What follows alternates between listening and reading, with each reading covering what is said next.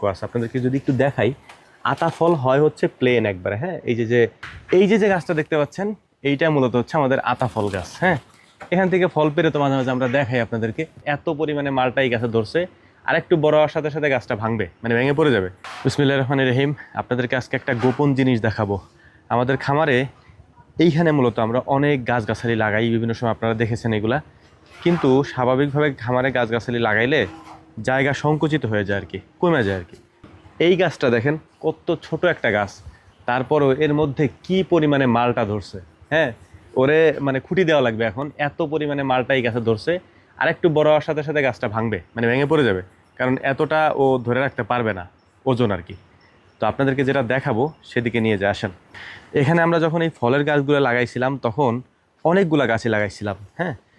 আমাদের বেশ কিছু গাছ এমন জায়গায় পড়ছে, পরবর্তীতে আমরা ঘরে ওঠানোর কারণে, তো এই ঘরটা যখন আমরা তুলি, একটা গাছ এই ঘরের আড়ালে পড়ে যায়।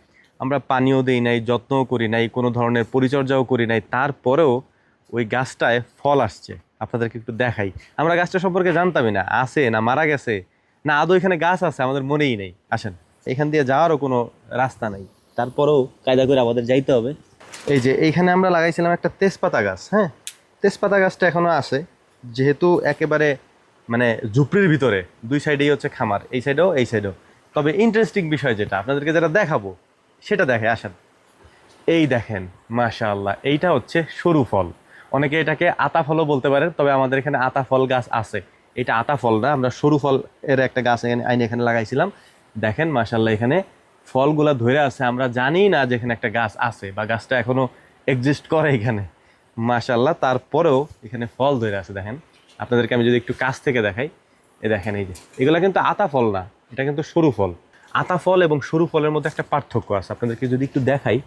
আতা ফল হয় হচ্ছে প্লেন একবারে, হ্যাঁ। এই যে ডোরাকাটা দেখতেছেন না, একটু খাস খাস, এই খাস খাসটা আতা ফলে থাকে না। আতা ফলটা একবারে প্লেন থাকে। আর সরু ফল যেটা, সরু ফলে এরকম প্লেন থাকে না, এরকম খাসকাটা থাকে। এখানে কয়টা ধরছে? একটা, দুইটা, তিনটা, চারটা, হ্যাঁ। এই চারটা ফল ধরে আছে এই গাছটাতে। এই যে খুঁটিটা দেওয়া না, এই খুঁটিটা দিছে হচ্ছে যে 2 দিন আগে, মানে আমরা যখন এটা দেখছি তারপরে মূলত এটা দেওয়া হয়েছে। এই দেখেন, এইটা প্রায় পাকার পথে, আর কয়েকদিনের মধ্যে এটা পেকে যাবে ইনশাআল্লাহ। তো এই হচ্ছে একটা ব্যাপার, আল্লাহ তাআলা কোথায় কখন মানুষের রিজিকের ব্যবস্থা করে রাখছেন আমরা নিজেরাও জানি না। ওই যে আমি বারবার বলি, আল্লাহ তাআলা পবিত্র কোরআনে সূরা আর রহমানে বলছেন, ফাবিআইয়ি আলাই রব্বিকুমা তুকাজ্জিবান, তোমরা আমার কোন কোন নিয়ামতকে অস্বীকার করবে। আসলে আল্লাহ তাআলার কোনো নিয়ামতকে অস্বীকার করার ক্ষমতা আমাদের মতো মানুষের নাই, অন্তত পক্ষে কোনো প্রাণীই করে না। তবে অস্বীকার যদি কেউ করে, মানুষই করে, অন্য কোনো প্রাণী করে না। এই যে গাছটা দেখতে পাচ্ছেন, এইটা মূলত হচ্ছে আমাদের আতা ফল গাছ, হ্যাঁ। এখান থেকে ফল পেরে তো মাঝে মাঝে আমরা দেখাই আপনাদেরকে। তো এইখানে এখন তো ফল নাই, আতা ফল এখন নাই। আতা ফলের বৈশিষ্ট্য হচ্ছে আতা ফল থাকে একবারে প্লেন, এবং ওর যে চোকলাটা থাকে উপরে, এটা একেবারে পাতলা, যখন পেকে যায় নরম হয়ে যায়। তো যাই হোক, দোয়া করবেন আল্লাহ তাআলার কুদরত শুকরিয়া আদায় করে। আল্লাহ তাআলা আলহামদুলিল্লাহ, সুম্মা আলহামদুলিল্লাহ। আসসালামু আলাইকুম রহমতুল্লাহ।